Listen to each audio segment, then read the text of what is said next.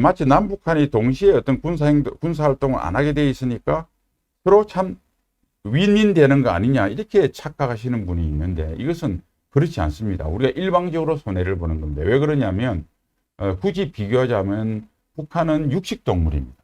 육식동물을 어떻게 합니까? 초식동물을 공격해서 먹이를 구하죠.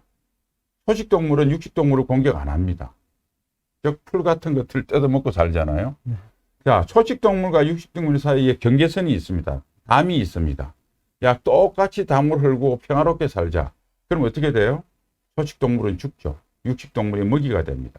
북한은 선제 공격을 하는 것을 적화 통일을 하는 것을 그들이 헌법이나 노동당 규약에도 명시가 되어 있고 늘 공격을 하려고 호시탐탐 노리고 있고 6.25 전쟁을 포함해서 수많은 도발을 했습니다. 우리는 기본적으로 공격하지 않습니다. 이번 정권이 바뀌면 그 경위는 너무나 이때까지 남북한이 맺은 합의 중에서 소위 말해서 이적성이 강한 의심이 되는 합의서이기 때문에 그런 과정을 해야 되고요. 의원님께서 이거 가장 강력하게 국회의원 되시기 전부터도 문제 제기를 해주신 걸로 알고 있는데요. 판문점 군사분야 부속합의서. 네. 이거에 대해서 한번 평가를 해주시고 앞으로 어떻게 해야 될까? 앞으로 어떻게 해야 될 것인가에 대해서는 말씀하시는 분들이 많지 않아요. 네. 문제점만 막 지적하고 있지. 그 부분까지도 한번 말씀해 주시죠. 예, 그렇게 하겠습니다. 이제 이 남북 군사 합의서뿐만 아니라 일반적인 남북 간에 맺은 합의서에도 일맥상통하는 건데요. 늘 보면 우리가 이제 6.25 전쟁 이후에 3,000여의 북한의 도발, 다른 저쪽 민주당 계열이나 좌파 쪽에서는 뭐 남북간 군사적 충돌이라고 그러는데요. 사실은 이 교정이 쉽게 말하면 쌍방과실이 아닙니다. 우리는 한 번도 도발한 적이 없어요. 북한의 일방적인 위반이었습니다. 그런데 여기 남북 군사합의서에 보면 마치 남북한이 같이 충돌을 했다 이렇게 그 문제의 원인을 완전히 곡해시키는 데가 있고요. 두 번째는 그럼 북한이 3,000여에 우리는 한 번도 도발한 적이 없는데 북한이 경전협정을 위반하면서 3,000여에 도발한 이유는 뭔가? 그것은 북한의 대남 적화 전략이 변하지 않았기 때문입니다. 그래서 우리가 합의서가 없어서 무슨 남북한에 북한의 도발을 없었다고 하면 합의서만 있으면 북한이 도발 안 한다면 그럼 합의서 얼마든지 만들 수 있죠. 그렇죠. 아무런 의미가 없습니다. 북한의 대남 군사 전략이 적화 전략이 그대로 있는 한 이것은 문제가 없습니다. 예를 들면 72년 7월 4일 날 7.4 공동성명이 있었거든요. 그 이후에 남북한이 합의한 문서가 650여 건이 됩니다. 650여의 남북 회담이 있었습니다. 그 중에서 합의를 해서 사인을 한 게 250여에 있습니다. 북한이 하나도 안 지켰습니다. 그러니까 남북 군사합의를 만들어 봤자 이게 평화를 유지하는 게 아니다.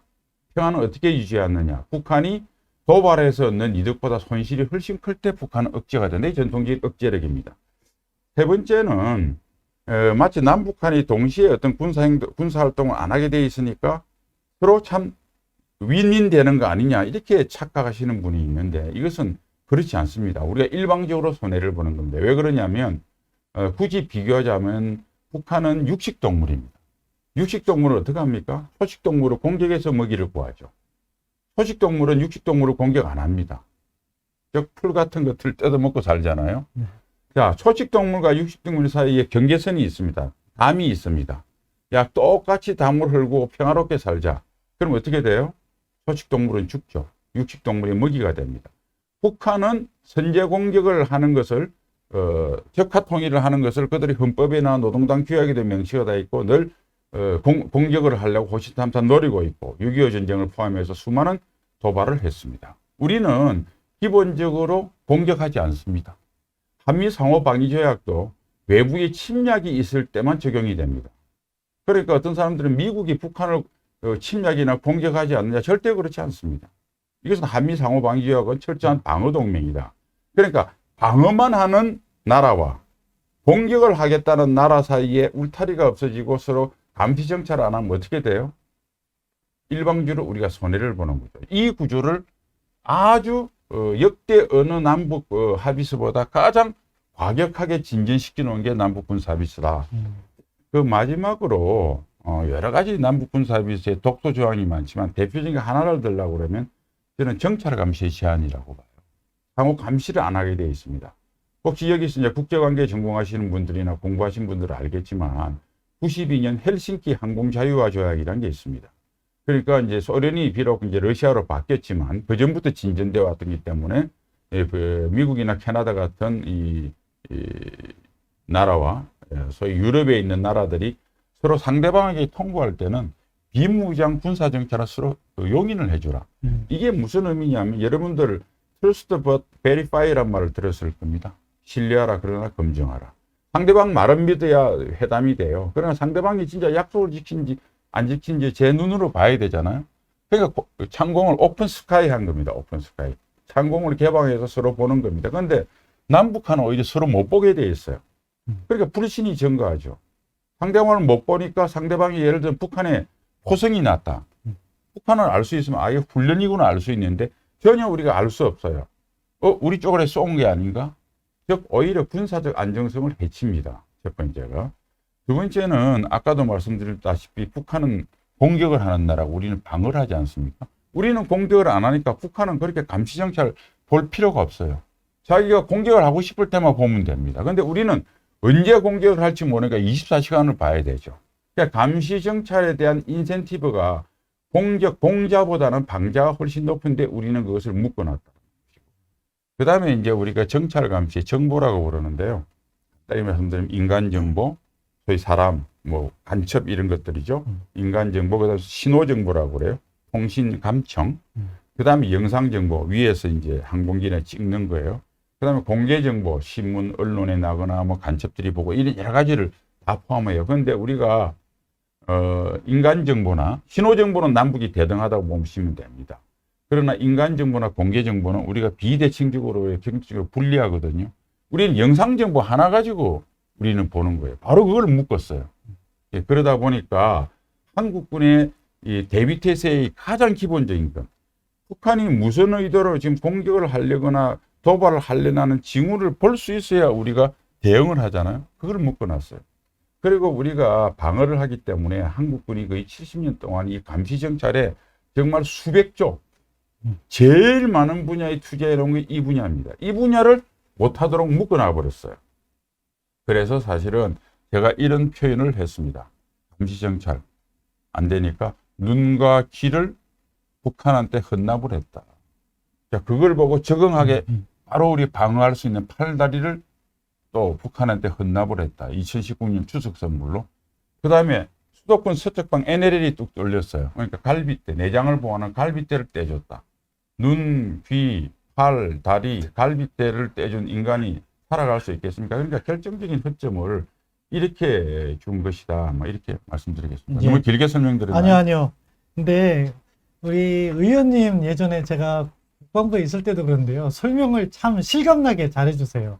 그때도 여러 가지 국방 이슈들에 대해서 위트 있게 그리고 전곡을 찌르면서 말씀을 해주셨는데 저희 판문점 군사분야 부속합의서 보면서 눈, 팔, 다리, 옆구리 떼어졌단 말은 처음 들어보는 것 같은데 그게 상당히 실감입니다.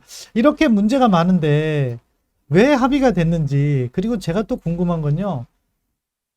저 어떻게 해야 되는 거죠? 예, 그건 나중에 말씀드릴게요. 의원님 정책기획관 시절에 북한하고 협상을 해보신 적은 있으십니까? 저는 없습니다. 없으세요? 그때는 못했어요. 그런데 보통 보면 북한과 어떠한 합의를 할 때요. 수차례 합의를 해도 합의가 잘 이루어지지가 않아요. 그런데 판문점 군사분야 부속합의서는요. 북한하고 공식적인 회담이 한 2차례밖에 없어요. 네. 그래서 이거 누가 써준 거 그대로 합의한 거 아니냐 하는 의혹이 제기되고 있는데 아무튼 그것까지 포함해서 앞으로 이것을 어떻게 할까요? 청문회 같은 거 하실 생각 있으십니까? 요번 정권이 바뀌면 그 경위는 너무나 이때까지 남북한이 맺은 합의 중에서 소위 말해서 이적성이 강한 의심이 되는 합의서이기 때문에 그런 과정을 해야 되고요. 그 다음에 이제 이것을 사실 북한이 이제 두 가지입니다. 북한이 그동안 계속 어겼잖아요. 창린도 포격 도발, GP의 도발, 그 다음에 이제 그들이 말하는 포괄적인 의미에서 지상해상 공중 그리고 기타 영역에서의 상호 위협이 되는 행동을 안 하기로 했잖아요. 그 미사일도 계속 시험 발사하잖아요. 북한이 핵 개발하고 미사일 쏘는 것이 우리한테 위협으로 인식이 안 된다고 위반이 아니라고 하는데, 그러니까 문재인 정권은 다시 말해서 북한의 핵미사일 개발이 위협이 아니라고 생각하는 인식에 건졌기 때문에 이게 안 된다는 소리예요. 자, 이런 걸 기초로 하면 이걸 전면 파기하는 방법이 있고, 근데 그게 또 남북 관계에 소위 인게이지먼트를 하는데 기본적인 끈을 상실할 우려가 있다고 한다면 이것을 전향적으로 바꿀 수 있다. 즉 다시 말해 정찰 감시를 제한하는 것이 아니라 항공 자유화, 트리티 온 오픈 스카이즈를 맺어지는 거죠. 그렇게 하면서 이것을 전향적으로 바꾸어서 남북한의 군사 행동의 상호 투명성과 그다음에 교차에서 신뢰성을 검증할 수 있는 시스템을 만들므로 해서 남북 간의 어떤 군사적 안정성을 더 제고시키는 이런 전향적인 방법 등을 강구하면 될 것이다. 저는 이렇게 생각을 하고 요거는 다각도로 다음 정부에서 어떻게 할 것인가는 검토를 할 생각입니다. 아, 예. 아무튼 정말 제대로 검토를 해주셔서 어떻게 해서 이러한 잘못된 내용이 합의가 됐는지 거기에서 우리 내부적으로는 충분히 이 문제를 검토했는지 그러한 교훈들을 이것을 저는 공개적으로 해서 뭐 남북 간의 합의 비밀을 바깥으로 다 공개하라 그런 취지는 아닙니다. 사실 정부 간의 합의가 이루어진 것은 또 상대방이 있는 거기 때문에 신중하게 다뤄야 될 필요성은 있다고 봐요. 그럼에도 불구하고 적어도 우리 내부적으로는 그리고 필요한 사안은 국민들께서 알게 함으로써 잘못된 것은 바로잡아야 된다고 생각합니다. 적이라고 표현하지 않는 국방백서 과연 어떻게 할까요? 다음 질문 가기 전에 이것까지도 하나 말씀해 주시죠. 그리고 이제 주적 개념 뭐 또 명백한 위협 북한에 대해서 여러 가지 정의는 변화가 왔는데 뭐 여기는 당연히 보완을 해야죠. 제가 왜 그런 생각을 하냐고 그러면 여러분들 이제 외교부 장관이 하는 용어하고 통일부 장관이 하는 용어하고 국방부 장관 용어가 틀립니다. 근데 문재인 정권은 그것을 똑같은 소리를 내야 정부에 일치한다고 생각을 하고 잘못된 오해를 하고 있어요. 국방부 장관은 국방부 장관에 맞는 용어를 해야 됩니다. 그래야 사실은 그게 합쳐져서 시너지 효과가 있는 거거든요. 아마 통일부 장관이 북한이 주적이라는 소리를 하기는 어려울 거예요. 그렇게 해가지고는 남북 간에 어떤 대화가 안 되잖아요. 그러니까 통일부 장관이 그런 이야기를 하더라도 국방부 장관은 당연히 북한이 최악의 경우 가장 나쁜 마음을 먹고 그들이 가지고 있는 가장 결정적인 능력을 사용해서 우리 국민의 생명과 재산을 위협할 때를 대비해서 막아내는 거예요. 그러니까 당연히 국방부에서는 뭐 적이라는 표현을 들어가야 되죠. 통일백서는 아마 그 표현을 넣기 어렵다는 것을 우리가 다 이해가 됩니다. 그래서 그런 것들을 종합하는 게 대통령이 되는 거거든요.